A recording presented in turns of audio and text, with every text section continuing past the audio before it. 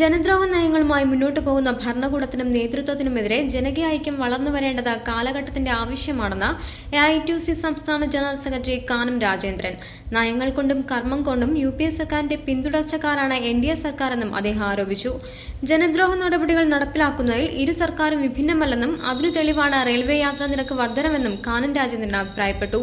ജില്ലാ labour welfare സൊസൈറ്റിയുടെ നേതൃത്വത്തിൽ സംഘടിപ്പിച്ച S. കരുണാകരക്കുറുപ്പ് സ്മാരക അവാർഡ്ദാന ചടങ്ങ് ആലപ്പുഴയിൽ ഉദ്ഘാടനം ചെയ്ത് സംസാരിക്കുകയായിരുന്നു അദ്ദേഹം.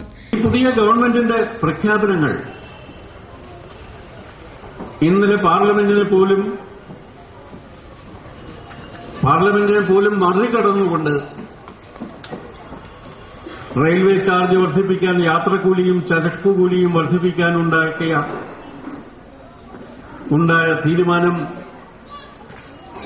കേന്ദ്ര ഗവൺമെന്റിന്റെ തീരുമാനം ജനങ്ങളുടെ ആകെ പ്രതിഷേധം വിളിച്ചു വരുത്തുന്നതാണ്. ഇന്നലെ വൈകുന്നേരം പുതിയ റെയിൽവേ മന്ത്രി അദ്ദേഹത്തിന്റെ പത്രസമ്മേളനം നമ്മൾ പലരും കാണുകയുണ്ടായി. അദ്ദേഹം പറയുന്നു, കഴിഞ്ഞ ഗവൺമെന്റ് എടുത്ത ഒരു തീരുമാനം നടപ്പിലാക്കി എന്നത് മാത്രമേ ഉള്ളൂ.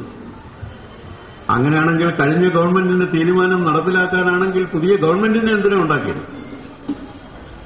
ആ തീരുമാനങ്ങൾ പുനഃപരിശോധിക്കാനും അവയ്ക്ക് പരിഹാരം കാണാനുമാണ് പുതിയ ഗവൺമെന്റ് എന്നാണ് ജനങ്ങളുടെ പ്രതീക്ഷ. പക്ഷേ നിർഭാഗ്യവശാൽ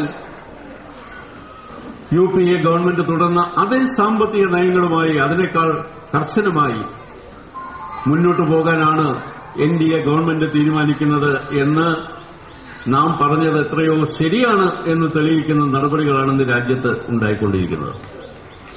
നഗരചത്രത്തിൽ നടന്ന ചടങ്ങിൽ S. കരുണാകരക്കുറുപ്പ് സ്മാരക പൊതുപ്രവർത്തക അവാർഡിന് അർഹനായ AM പരമന് പുരസ്കാരം നൽകി ആദരിച്ചു.